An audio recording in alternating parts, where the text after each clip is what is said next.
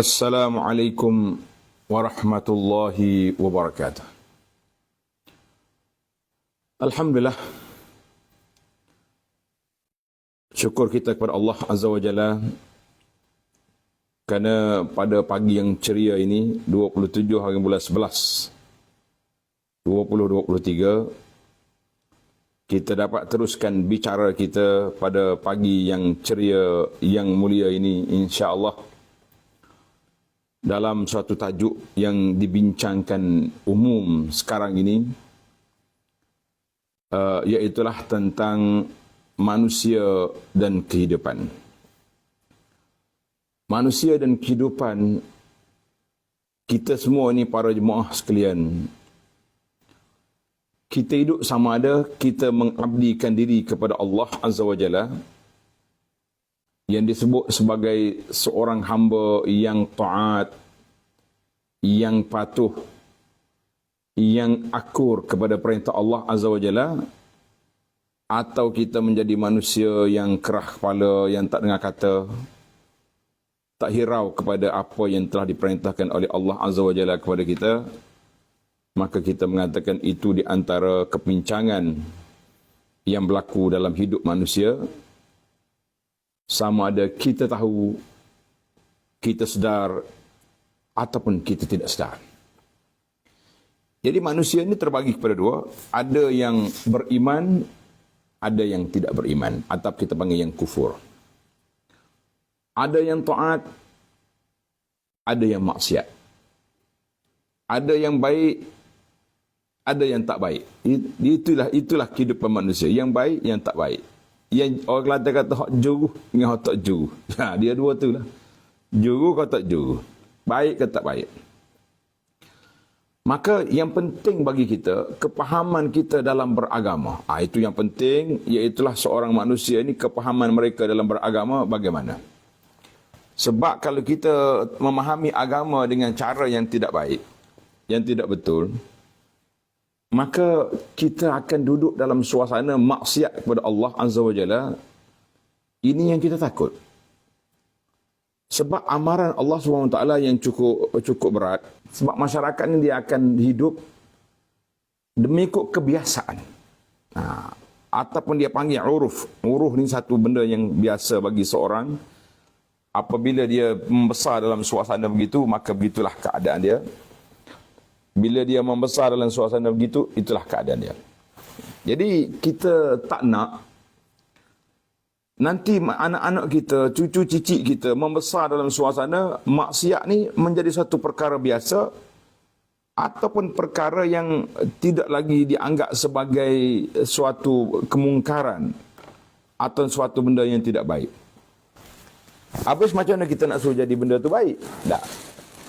Orang ni dia akan tengok orang tua-tua dia buat apa, masyarakat dia buat apa.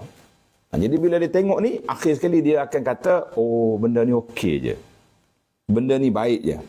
Sebab itulah ayat yang kita baca, surah Taha ayat 40. Surah Taha ayat 40. A'udzubillahi Surah Al-Ankabut. Tanda tuan-tuan, surah Al-Ankabut ayat 40. Surah Al-Ankabut ayat 40. Cuba tengok. A'udzubillahi minasyaitonirrajim. Fakullan akhadna bidhanbih. Faminhum man arsalna alaihi hasiba. Wa man akhadathu as-sayhah.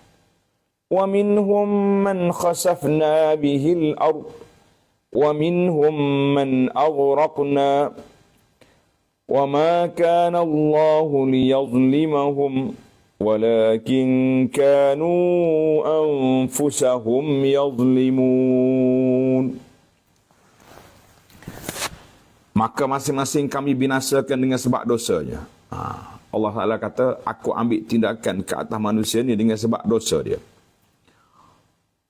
Iaitu di antaranya ada yang kami hantarkan angin ribut menghujaninya dengan batu. Dan ada yang binasakan dengan letusan suara yang menggemparkan bumi. Dia panggil suara kuat. Siapa dia ni? Kaum Samud itu. Dan ada yang kami timbuskan dia di bumi. Macam geng-geng LGBT, puak-puak Lut. Dan ada yang kami tenggelamkan dalam laut seperti Fir'aun. Dan ingatlah Allah tidak sekali-kali menginaya mereka, akan tetapi mereka lah yang menginayai diri mereka sendiri. Yang inayanya diri mereka sendiri, dia kena kepada dia. Jadi ayat ini memberi amaran kepada kita bahawa jangan normalisasikan dosa. Jangan normalisasikan maksiat. Jangan cuba berani-berani buat perkara-perkara yang dimurkai oleh Allah Azza wa Jalla secara terang-terangan, bangga, orang panggil macam Allah Ta'ala ni reda dengan apa yang dia buat, tak takut langsung dengan maksiat dan mungkar, maka kita mengatakan ini satu perkara yang berbahaya kepada masyarakat. Anda tengok beberapa fenomena. Kita kata fenomena lah. Fenomena. Contohnya, baru mungkin dalam tahun ini juga ataupun sebelumnya, ada satu kumpulan puak-puak medsos, puak-puak media sosial ni, dia buat apa? Dia buat satu grup di Facebook dinamakan Riak Apa Hari Ini. Riak Apa Hari Ini. Maknanya kita nak tayang apa? Kita nak bangga apa? Kita nak riak apa dengan apa ni keadaan kita?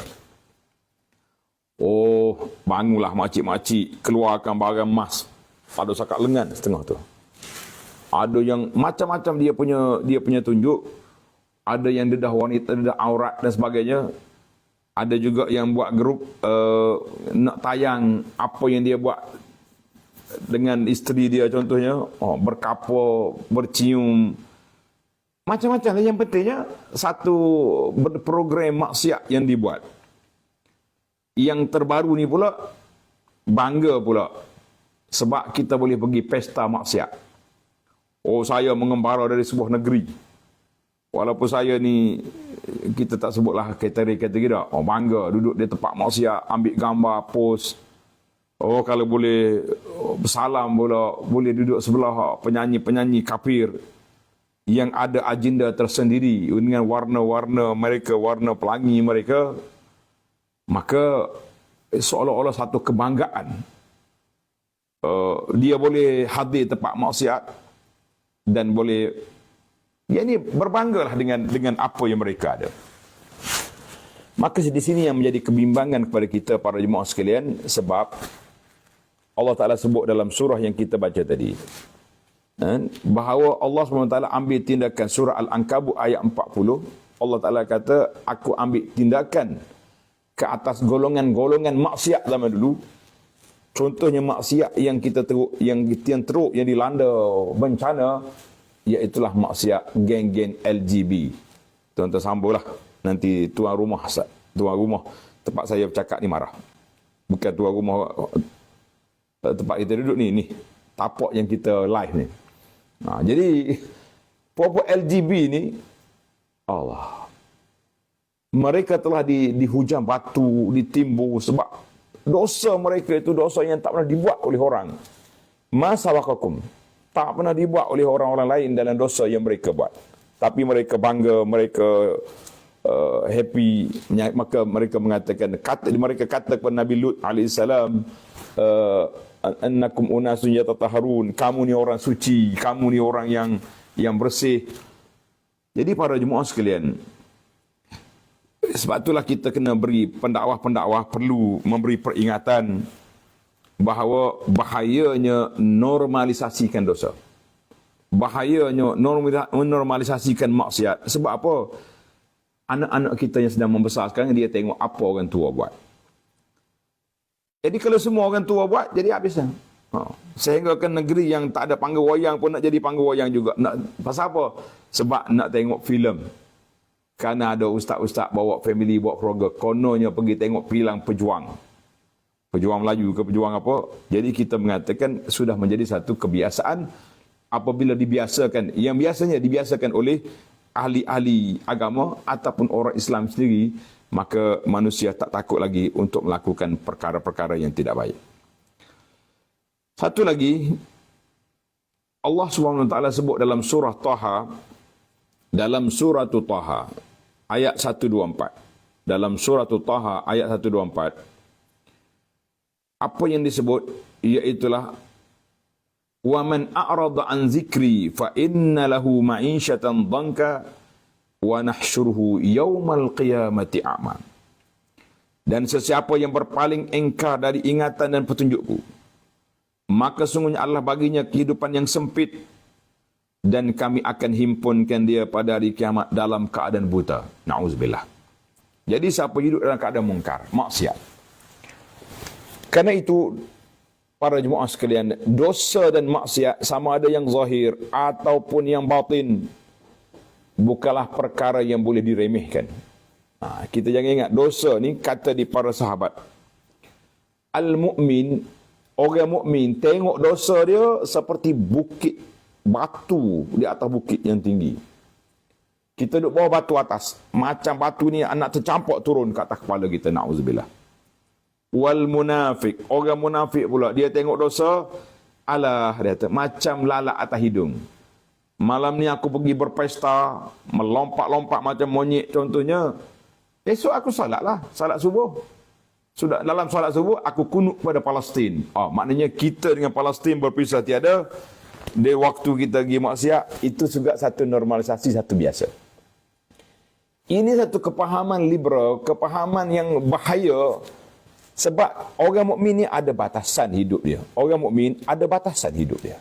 Yang mungkar itu mungkar, yang maksiat itu maksiat. Tapi kalau kita campur aduk begini, apa akan jadi dengan generasi yang akan datang? Dia kata tak apa, orang tua-tua dulu kita tak kata apa. Orang tua-tua yang pergi, saya waktu saya kecil lagi, mak saya bawa, apa nak kata? Ini masalah kita.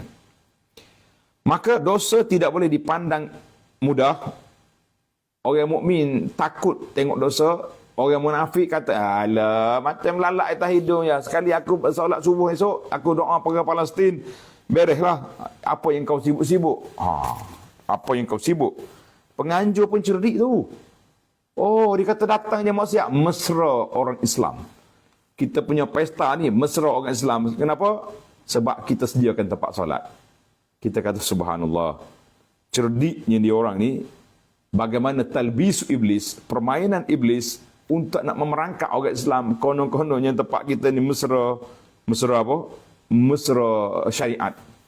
Syariat compliant. Sebab boleh solat. Dia solat satu perkara ibadat yang wajib. Maksiat satu perkara yang berbeza. Jangan duduk campur aduk. Kau nak solat ke, kau tak solat ke, itu cerita lain. Tapi program ni program maksiat yang tak sepatutnya kita hadir, yang patut kita ramai-ramaikan. Termasuk juga, dengar ni tuan-tuan, termasuk juga dosa adalah sikap riak, nak nunjuk-nunjuk pada orang dan perkara yang baik kita buat. Ataupun ujub, bangga diri. Kononnya aku ni walaupun begini perangai, pakaian tak senonoh, tapi hati baik. Sum'ah, suka supaya orang mencari suka glamour. Bahasa sum'ah ni bahasa biasa digunakan dalam kitab tasawuf, tapi terjemahan untuk zaman kita ini yang sesuai, yang comelnya kita kata apa dia, iaitu orang suka cari glamour. Sebab apa dia duduk tayang ni, riak apa hari ni, masak apa tak jadi hari ni, macam-macam lah. Yang pentingnya kita nak cari glamour, nak cari orang like kita punya suasana dan yang seumpama dengannya. Kesemua ini menayang benda-benda yang tidak baik ini, sama ada tayang maksiat, tayang kita bangga pergi tempat maksiat, ataupun tayang benda-benda riak apa hari ni dalam kumpulan ini, adalah dosa yang tersembunyi dan halus yang mungkin ramai manusia tidak menyedarinya. Karena itu antara contoh sifat ujub, iaitulah bangga diri dengan satu sifat yang boleh membinasakan. Sebagaimana sabda Nabi SAW, salasun muhlikatun. Salasun muhlikat, tiga perkara yang membinasakan. Yang pertama, syuhun muta', kedekut yang ditaati. Jadi kita ni bakhil sangat. Ikut nafsu kita, ikut kedekut, ikut bakhil. ini yang dikatakan. Yang kedua, hawan muttaba', hawa nafsu yang dituruti. Dua, mana ikut nafsu nak apa pergi? Nafsu nak pergi pesta, nafsu nak tayang, nafsu nak apa dia benda. Kemudian wa ijabul mar'i bi nafsihi minal khuyala. Dan seorang itu bangga dengan diri sendiri, yang mana sebahagian daripada sifat-sifat ini menjadi tanda kesombongan seorang manusia. Hadis rawahu Tabarani. Jadi para jemaah sekalian, dalam masalah perbuatan mungkar dan maksiat ini,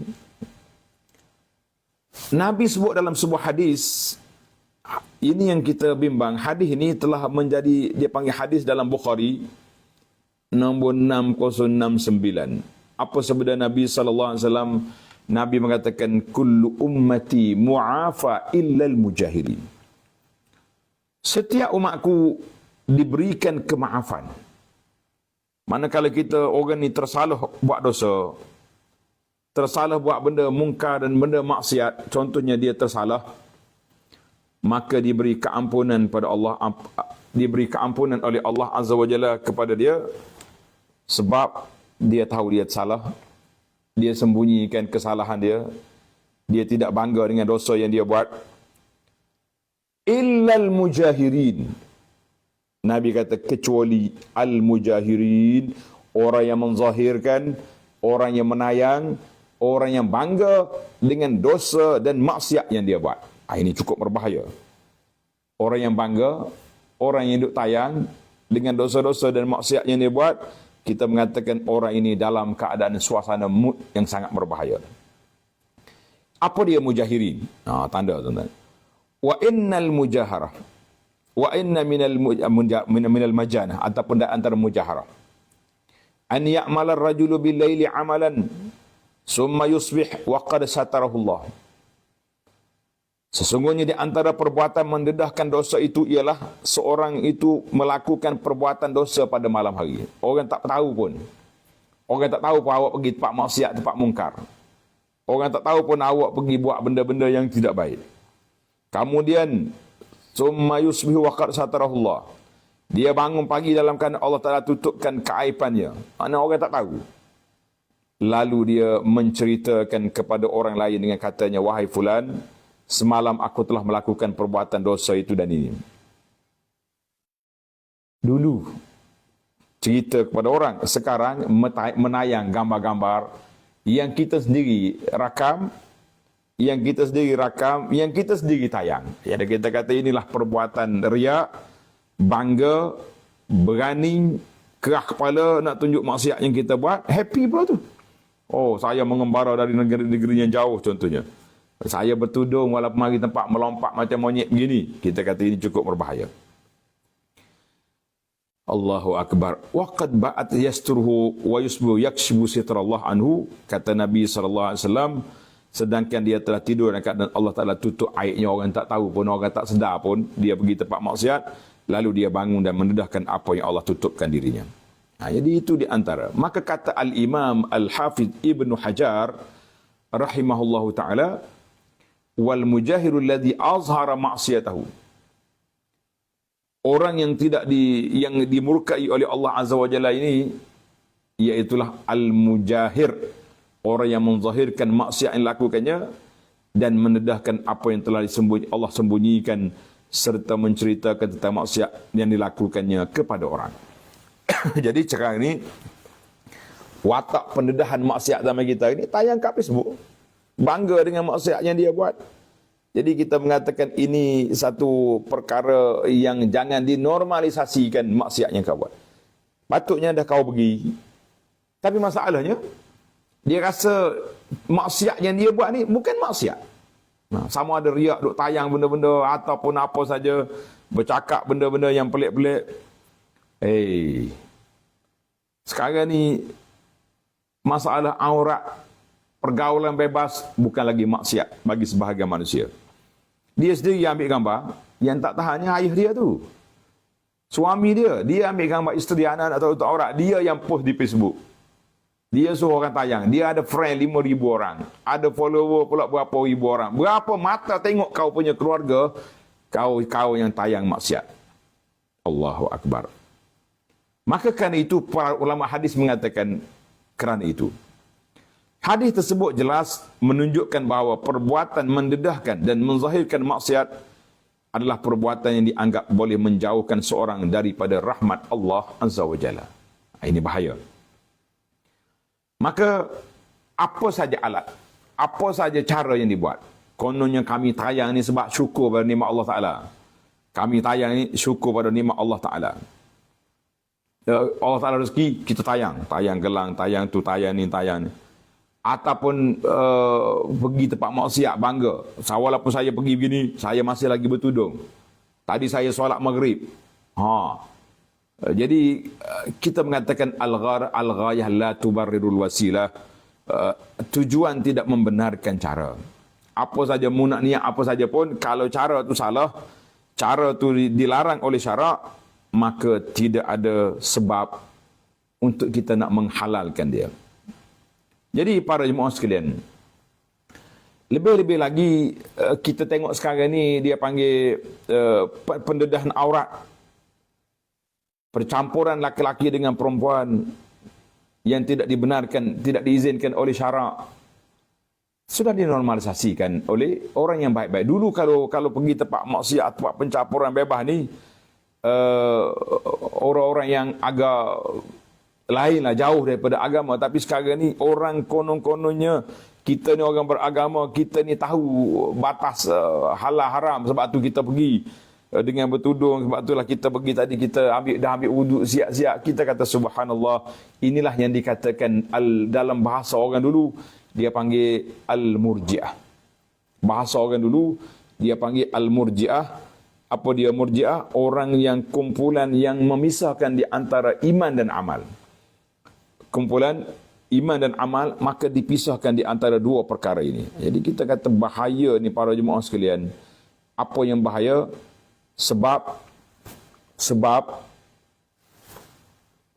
kalau kita kata dia sudah beriman, maksiat tidak lagi memberi mudarat kepada iman dia. Sedangkan kita Ahlus Sunnah mengatakan apa? Ahlus Sunnah kata tak, iman pasang surut. Naik, turun. Itu maksud pasang surut, itu makna naik, turun. Waktu kita beribadat kuat pada Allah Ta'ala, iman kita meningkat. Waktu terjebak dengan mungkar, dengan maksiat, dengan perkara yang tak baik, dia akan down. Yang kata iman stabil ni, tak kira buat maksiat atau maksiat ni, itu golongan murjiah. Tak ada dah golongan ni. Kalau tuan-tuan pergi pejabat pendaftaran ROS pun dia tak akan jumpa dah itu ni, golongan ni. Yang ada sekarang ni apa? Yang ada sekarang dia orang panggil golongan liberal, golongan sekular, golongan yang memisahkan kehidupan dengan agama. Ini yang kita bimbang, takut jadi mendominasikan dalam masyarakat ini kepahaman ini. Jadi apabila al-ubudiyatu lillah, ubudiyah maknanya kita mengabdikan diri kepada Allah Ta'ala, disalahfahamkan. Dia ingat ubudiyah ni solat saja. Jadi kita bila nak pergi masjid, kita anjurkan juga tempat maksiat, kita ada juga tempat solat, maka jadi halal. Kita kata la. Itu dia panggil talbisu iblis, mainan iblis. Allahu Akbar. Alhamdulillah, timbul bantahan, timbul teguran, nasihat dari sebahagian pendakwah. Tolong nasihat. Sayang kepada kita umat Islam, kita bagi nasihat. Kalau tak sayang, kita tak bagi nasihat. Ya, maka boleh kerana kita bagi nasihat. Apa respon? Apabila ada di kalangan umat Islam yang masih lagi baik, yang takut pada Allah SWT, yang bimbang dengan kemurkaan Allah Ta'ala turun, menegur, sebahagian maksiat disebarkan atau dinormalisasikan dalam khalayak, akan ada yang terasa dan menjawab, dia kata, kamu jangan rasa kamu tu baik sangat. Jadi orang yang tegur, yang nasihat tu dianggap sebagai pengacau. Kamu ingat kamu ni suci sangat ke? Kamu ni baik sangat, warak sangat. Oh, jangan main-main. Aku walaupun macam ni, umrah dah 3 kali pergi. Sekarang ni umrah di IY pula saya pergi. Tak ayat mutawih, dah pandai sendiri dah. Punya ayat dia. Kamu jangan rasa baik sangat. Macamlah kamu ni tak pernah buat. Kamu jangan rasa suci. Maka inilah kata-kata yang menjadikan maksiat itu sebagai perkara normal dan dianggap baik dan mulia oleh sebahagian orang. Jadi orang yang menegur pula dianggap sebagai pengacau, sebagai tidak up to date, tidak tak tahu agama, dan macam-macam lagi dia punya tuduhan yang kita rasa agak berat dan agak sukar pada jemaah sekalian. Semoga Allah Ta'ala menjauhkan dan selamatkan kita dan keluarga kita, orang-orang yang kita sayangi dari mereka yang ucapan dan tutur katanya persis seperti ucapan kaum Nabi Lut yang telah memperli Nabi Lut AS. Tengok tuan-tuan, apabila Nabi Lut AS memberi nasihat kepada kaum dia supaya geng-geng LGB ni, puak-puak mai jantan sama jantan ni, Nabi Lut telah beri nasihat supaya berhenti. Apa dia jawab? Tuan-tuan yang ada Quran, buka suratul Namli ayat 56. فَمَا كَانَ جَوَابَ قَوْمِهِ إِلَّا أَنْ قَالُوا أَخْرِجُوا آلَ لُوطٍ مِّنْ قَرْيَتِكُمْ إِنَّهُمْ أُنَاسٌ يَتَطَهَّرُونَ. Ya Allah. Maka kaumnya tidak menjawab selain dari berkata, akhrijuhum min, halau, usirkan Lut dan pengikutnya dari kampung ini. Pengacau ni. Ini kita ni moden punya grup. Kenapa dia mari kacau kita? Kenapa dia attack kita? Kenapa dia menyibuk-nyibuk kat sini? Halau dia keluar daripada sini. Subhanallah. Nabi Lut nak dihalau keluar. Ini kata-kata LGBT. Innahum unasun yatatahharun. Sesungguhnya mereka adalah orang-orang yang mendakwakan diri bersih suci. Sekarang ni pun ayat ini dikatakan juga kepada para pendakwah yang menegur perkataan ini. Allahu Akbar. Semalam saya jumpa sahabat saya, Sahibus Samahah Mufti Wilayah, hafizahullah wa rafa'allahu qadrahu. Tanya dia macam mana Sahibus Samahah apabila kita bagi nasihat kepada masyarakat begini. Banyak. Tengok berasak netizen gomo macam kawan itu tak mengaji, macam kawan itu budak-budak tadika sekolah rendahnya buat. Tak ada ilmu, tak ada apa. Begitulah suasana apabila nafsu menguasai. Yang sebelum ini, Sahibus Samahah Sabiqan, Mufti Wilayah yang sebelum ni, anda ingat isu masa tu, isu orang duk gila dengan Pokemon Go. Mungkin ada orang ingat lagi kot cerita Pokemon Go ni. Bila Mufti tegur, saya tengok dia punya cincang di Facebook. Macam kawan ni tak ada harga. Sampai kata otak dia lutut lah. Apa tak kata. Jadi kita kata itu satu perbuatan yang sukar. Innahum unasun yatatahharun. Ini geng suci lah. Kacau kita punya program. Kita kata jangan. Kata Imam Qatadah rahimahullah ta'ala, ulama tafsir, dia kata abuhum bighairi aibin wa zammuhum bighairi zammin. Kaum Lut mengaibkan mereka, yakni Nabi Lut dan orang-orang yang beriman bersama dia, padahal daripada perkara yang bukan menjadi keaiban, iaitulah nasihat dan teguran terhadap maksiat dan mencela mereka pada perkara yang bukan celaan. Jadi sepatutnya bila orang bagi nasihat, semua pakat dengar lah, pakat orang panggil menghormati lah kan. Sekarang ni orang yang beri nasihat dianggap sebagai pengacau, dianggap sebagai orang panggil yang mengganggu kebebasan kita. Maka kita mengatakan alhamdulillah. Sebab itulah dikatakan iza sakata ahlul haqqi, apabila orang yang benar, orang yang tahu benda benar sakata diam, maka ahlul batil yazunnun annahum alal haqqi, orang yang dalam keadaan batil menyangka mereka dalam keadaan betul. Ini dia panggil normalisasi ni. Cukup berbahaya para jemaah sekalian. Dia anggap dia sudah betul. Sebab apa dia sudah betul? Tak ada orang tegur. Sama jugalah dengan dalam ayat Quran Tuhan sebut Orang-orang mari kemudian, dia kata, tok nenek kami dulu tak kata apa pun. Tok nenek kami dulu tak tegur pun. Jadi, hati-hati ibu bapa sekalian. Contohnya bila kita berjalan dengan kereta contohnya, pergi taman, pergi apa, kalau kita tengok benda mungkar maksiat yang dibuat oleh orang, bagi tahu kepada anak, jangan buat ni. Perbuatan ini tidak baik. Perbuatan ini haram. Tapi kita bukan ajak anak kita jadi teroris, pergi duduk maki orang. La, kita nak beritahu kepada anak kita bahawa perbuatan ini tidak baik. Perbuatan ini tak comel. Perbuatan ini tak molek. Supaya anak kita, oh tak molek. Contohnya kalau tengok orang dedah aurat, kita kata ini perbuatan haram di sisi Allah Azza wa Jalla. Supaya anak kita dia tahu, dia tidak hidup dalam kebiasaan begitu. Allahu Akbar. Tafsir ayat tadi dalam Taisirul Karimir Rahman, dia kata, iaitu mereka mendakwa Nabi Lut dan orang beriman bersih daripada perbuatan liwat, mai homoseks ni, sama-sama jantan. Semoga Allah Ta'ala menghodohkan mereka menjadikan sebaik-baik kebaikan pada kedudukan seburuk-buruk keburukan. Mana orang hak tegur tu buruk, mereka tu baik. Lebih-lebih lagi zaman kita hari ini para jemaah sekalian, di antara zaman yang cukup berbahaya. Apabila berbahaya, sebab Nabi sebut dalam hadis, akan datang satu masa orang yang benar akan dibodohkan, akan dibohongkan. Wa yu'tamanul khain, pengkhianat, sama ada pengkhianat kepada agama atau pengkhianat kepada apa saja, kepada amanah yang ditugaskan, orang ini akan dikatakan sebagai amin, sebagai orang yang dipercayai. Jadi zaman kita ini dekat-dekat dah. Yang maksiat jadi tak maksiat, yang mungkar jadi tak mungkar, yang baik jadi buruk, yang buruk jadi baik. Jadi akhir sekali manusia tak tahu, ada orang tahu pula tidak menegur.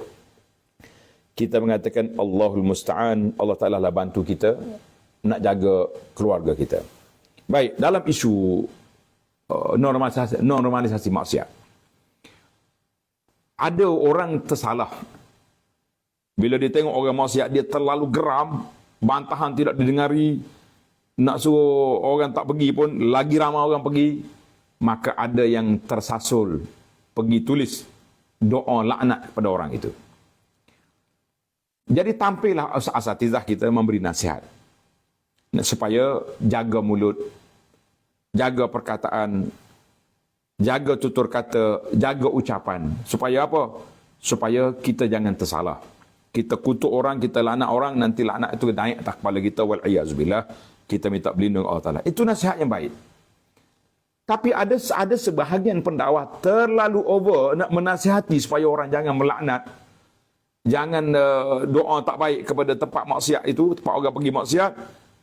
Cara dia bercakap macamlah tempat maksiat itu baik sangat.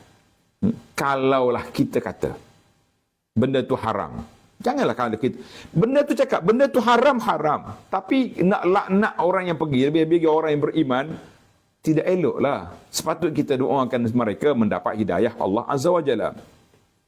Supayanya kita doakan kepada mereka supaya jangan doa laknat pada orang, kita doa baik-baik, kita doa minta Allah Taala beri hidayah kepada kita dan mereka semua mati dengan husnul khatimah. Itu nasihat yang baik. Tapi bila dicampur aduk di antara macam nak membela puak-puak ni, akhir sekali orang tak tahu mana satu ni ustaz. Adakah ustaz nak bela? Saya tak sokong. Tapi tengok, asingkan dua perkara. Awak nasihat kepada geng-geng yang buat maksiat, penganjur-penganjurnya.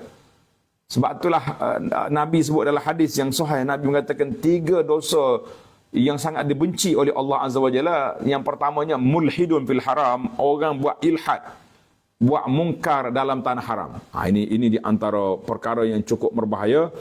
Kita pergi Mekah, pergi buat maksiat, na'uzubillahi minal khuzlan. Kita minta Allah Ta'ala selamatkan kita semua, para jemaah sekalian. Jadi pergi Mekah, pergi buat maksiat, jangan. Pergi Mekah, jangan pergi buat maksiat itu. Kemudian nak menumpahkan darah orang yang tidak bunuh orang, itu dia panggil nak balas dendam tak terpasal. Ini juga maksiat. Yang ketiga, orang yang menghidupkan. Ini yang kena kaitan kita. orang yang menghidupkan amalan jahiliah dalam Islam. Ini berbahaya. Masyarakat duduk tenang-tenang, tak ada apa-apa. Tiba-tiba kita anjurkan program maksiat, program mungkar, program mengiklankan grup-grup LGBT, grup LUTU ni. Jadi kita mengatakan ini cukup berbahaya. Jadi asingkanlah dua perkara ini, para jemaah sekalian, para asatizah, asingkan dua perkara.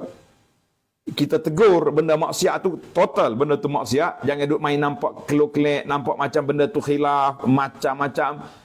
Yang kedua, kita tegur orang-orang yang agak kasar dalam doa mereka supaya Allah Ta'ala turunkan laknat, mati semua orang. Tak. Jadi adab berdoa ada SOP. Tapi ada juga orang pening. Dia kata kalaulah tak boleh nak doa macam ni, bagaimana kita doa ke Palestin? Kita doakan untuk Palestin sekarang ni. Bila kita doa untuk Palestin, Allahumma mansur ikhwanal muslimin musta'afi Palestin, macam dalam doa kunut nazilah, sampai kalbam min kilabik, salit alaihim, hantarkan ke atas mereka anjing-anjing. Jadi ada yang mengatakan ini lebih kasar lagi. Kita kata kena tengok kepada keadaan. Kalau golongan yang zalim, yang perampas, yang perosok ni betul-betul kena, jadi kita kena doa kepada orang tu. Sebab itulah dalam doa pun kena ada klaus. Jangan kata ya Allah hancurlah semua Yahudi atas dunia. Ada Yahudi yang tak kacau orang pun. Jangan main. Jadi kita kena kata Yahudi al-ghasib, yang perampas bom Palestin, yang telah mengganyang umat Islam Palestin, dan juga puak-puak Zionis Sohyunin yang merancang untuk khianat pada Islam. Orang ni yang kita minta Allah Ta'ala ambil tindakan ke atas mereka. Jadi bukan total doa kepada dulu bila berlaku bom apa-apa tu, dia doa kepada Amerika contohnya. Ya Allah binasa. Tuan-tuan kena ingat berapa ribu umat Islam yang duduk di sana. Jadi kalau kita nak doa kena spesifik. Yahudi yang merampas, yang membunuh umat Islam di Palestin, fokus kepada orang itu. Dan juga Sahyuni yang merancang untuk buat jahat pada. Sama juga. Bila kita kata, ya Allah binasakanlah puak-puak LGBT, yang buat dosa, yang mengiklankan benda yang tak baik, yang mari duduk merosakkan masyarakat kita, lain.